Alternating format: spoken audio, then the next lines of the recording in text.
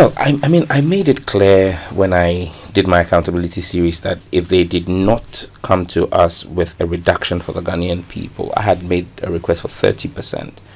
If they did not do that, I was going to trigger the suspension. 30% on. Welcome back to this channel. This is your boy Wofadino, and you're watching Wofadino TV right here. Please, if today is ever your first time of visiting this page, make sure you subscribe, hit the notification bell, share the link like half hour, and of course, this is the only place where we make the content feels content. Yes, I'm back again with another update, and this time around the update is on DStv, that is MultiChoice versus Honorable Sam George, Minister for Communication in Ghana. Now, remember I did this video where I explained that Sam George instructed the people of DStv to reduce their prices because according to the Honorable Minister, he doesn't understand why Ghanaians are paying exorbitant prices for the same package that people are getting outside Africa, but for a lower cost. So according to him, he told the people of MultiChoice that they have up to 7th August to provide reasons why they are charging those exorbitant prices. Now, 7th August came and these people didn't provide anything. So Sam George, according to the constitution, that is, he acted in the according to the constitution, and he said that he has given them 31 days. Now, this 31 days, these people are supposed to provide reasons why they can't deduct or reasons why they can't reduce their prices. And according to Sam George, he has instructed them to reduce their prices by 30% because recently the people of MultiChoice increased their prices by 15%, and he doesn't understand. So according to him, the economy is doing very well. The city is stabilized. Things are moving on very well in Ghana. He doesn't understand why the people of MultiChoice to keep on charging exorbitant fees for their customers. So yesterday, in an interview on Joy TV, Sam George explained a whole lot of things. And in the interview, he made mention of something that the people of MultiChoice are now even trying to make this whole thing a national affair, which is not supposed to be so. So according to him, he said the foreign minister for South Africa called the foreign minister for Ghana to talk to him so that they can negotiate this whole thing. And according to Sam George, he said, no, it is not going to work. First of all, his interest is in the people of Ghana. He is serving Ghana. He's not serving himself. Hence, these prices are supposed to be reduced. Well, I made it clear when I did my accountability series that if they did not come to us with a reduction for the Ghanaian people, I had made a request for 30%. If they did not do that, I was going to trigger the suspension. 30% or nothing less? That's my ask, 30%. And there's a reason behind the 30%. Some people have said, oh, why don't you do 10%, 15%? In April this year, MultiChoice increased their prices by 15% in April this year. At that time, the cedi had appreciated by about 10% against the dollar. What was the reason for MultiChoice's increases over the last 8 years? Depreciation of the cedi, high interest rates, instability of the currency. As at April this year that they did a 15% increase, we had stability of the currency and appreciation of the currency. We had dropping inflation rates. The macroeconomic indicators were looking better. So there was absolutely no justification for that 15%. So I'm reversing that 15% and then demanding a further 15% for the Ghanaian people. So, and this is non-negotiable. They have said to me that they have a position that says we are not going to drop by even 1 cent. And I've said to them, and you see, my advice to businesses is don't fight your regulator. You can't fight a regulator and win. I have taken steps, and you see, when I say that I have engaged, I've gone as far as speaking to the South African Minister for ICT, Suli Matlasi, to speak to them. But MultiChoice is taking a recalcitrant position because they think, and it's wrong calculation, that the Ghanaian people will turn on Sam George because of the EPL. But you see, as a regulator, we have a responsibility where there is a monopoly to act in the interest of the people. And this behavior is not the first time. In 2023, in Malawi, the ministry there In fact, in that case, they just shut them down, asked them to leave because the prices were exorbitant. MultiChoice went to court, sued the government, went to court, lost the case, and 4 months later came back, offered 1 week free for every subscriber, and dropped the prices. In Liberia, in 2023 as well, there was a similar agitation. They slashed the premium package by $30 and the lower packages by $17. In Nigeria, in 2024, they announced an increase. In Nigeria, they have a consumer protection agency. They went to court, sued MultiChoice, and got the court to rule against MultiChoice. And the Nigerian House of Reps passed an instruction prohibiting the increases in Nigeria. Ghanaians must know that as minister, my fidelity is to them. MultiChoice is not interested in dealing with all the critical issues, the issues of cross-border piracy on their platform. Starlink is an international company. We had instances where people were bringing Starlink devices from other African countries into Ghana to operate. We called Starlink and said we won't allow that to happen.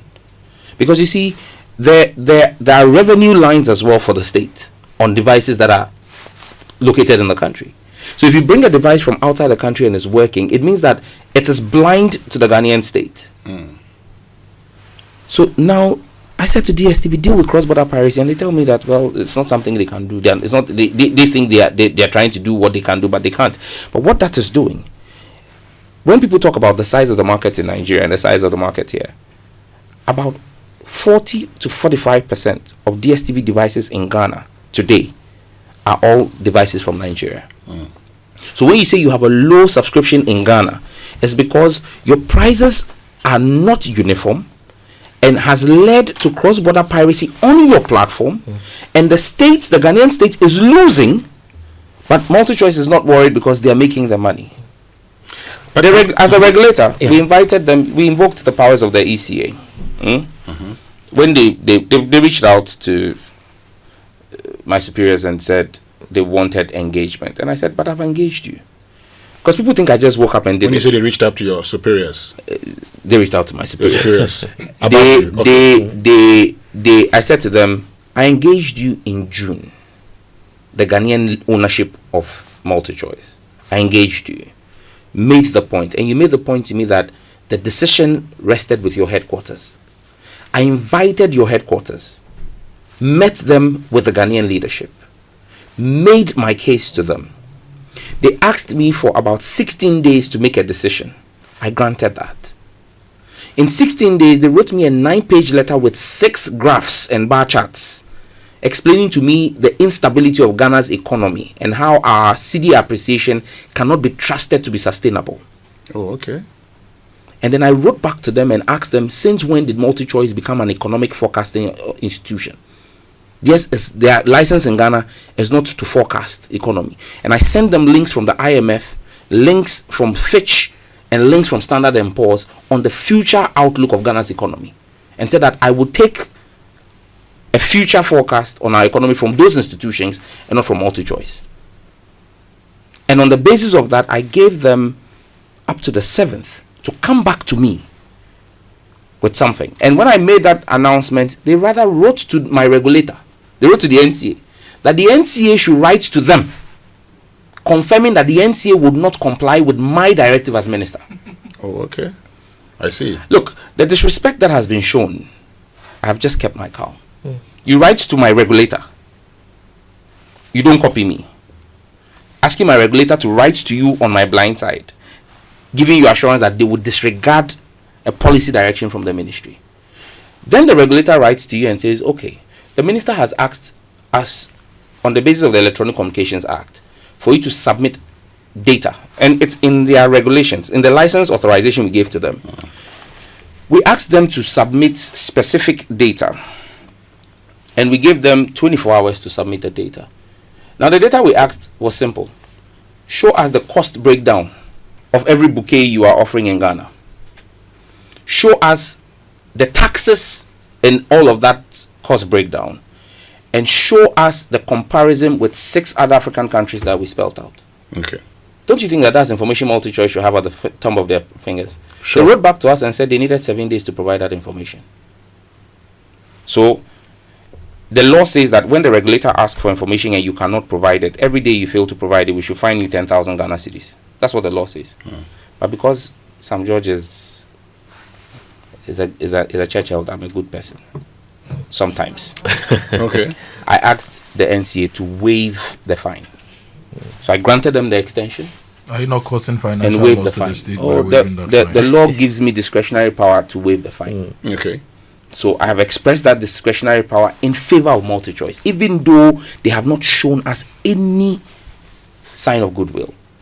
We've extended it for them. However, they have 30 days. 30 days. Yes. They're going to be taken over by, is it Canal Plus? Yeah. Yes, Canal Plus has gotten the all clear from the Competition Commission in South Africa.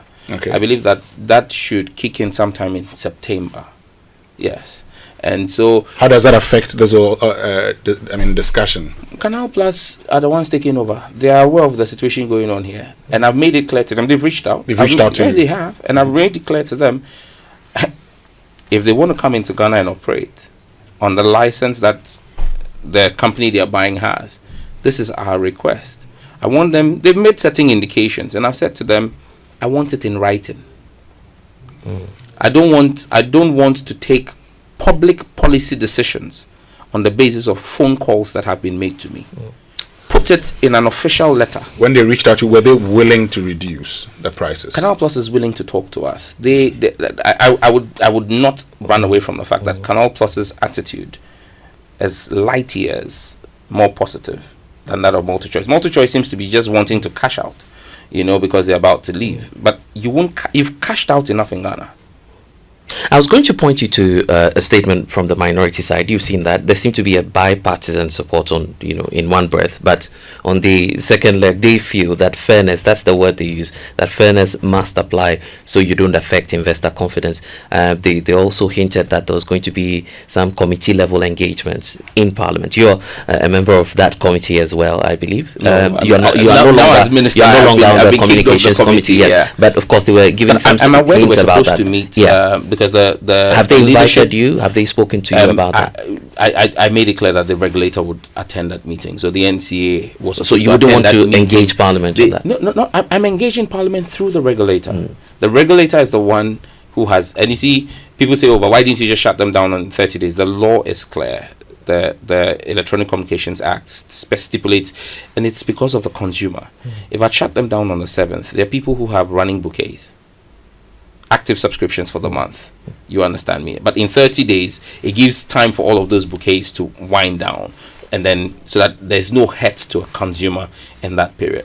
And in 30 days, if they act in line with our request and come to us with a reduction, we would reverse the 30-day countdown. But it's 30 days from the 7th of September of August. Yeah. So I think that's going to be on the 6th of September. On the 6th of September, we'll enforce it. Yeah, but are you going to engage Parliament on the concerns about fairness, which they've raised? I believe that the regulator has done that. And I've given you the timeline. There's nothing fairer than me having had meetings with them, laid out our claims. And I think that fairness is on both sides. You can't expect me to act fairly and not expect same of MultiChoice, DStv. They must also act fairly. When you write, people read the one-page letter that came public, and people were offended. And I said to people, then you should imagine what's in the 9. If one page offended you, imagine what 9 pages was in that 9 pages. But listen, for me, I'm focused on making sure that we get the best value for the Ghanaian people.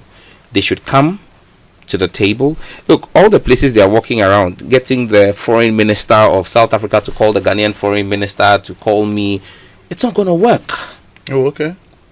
They're getting people to call you. Look, making it a foreign affairs issue and saying that there are South African businesses. The biggest South African business in Ghana is MTN. Has MTN complained about this?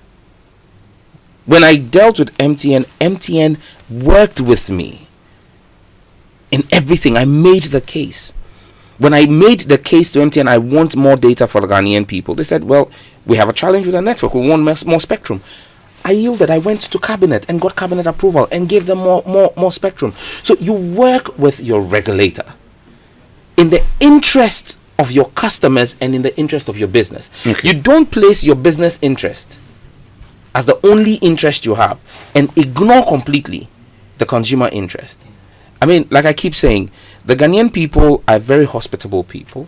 Well, our environment is very entrenched, but I saw something that made my heart weep. Someone said, if you want to make maximum profit on the African continent and fleece the African people, Ghana is your best investment destination. Really? That is what Sam George said in the interview. And I think if you are being fair to Honorable Sam George, this man is doing amazingly well. He's doing amazing well. There are other things that he said in the interview that I'm going to do a second video to touch those things. So please tell me what you think in the comment section. Do you think that Sam George is doing well or he's doing too much?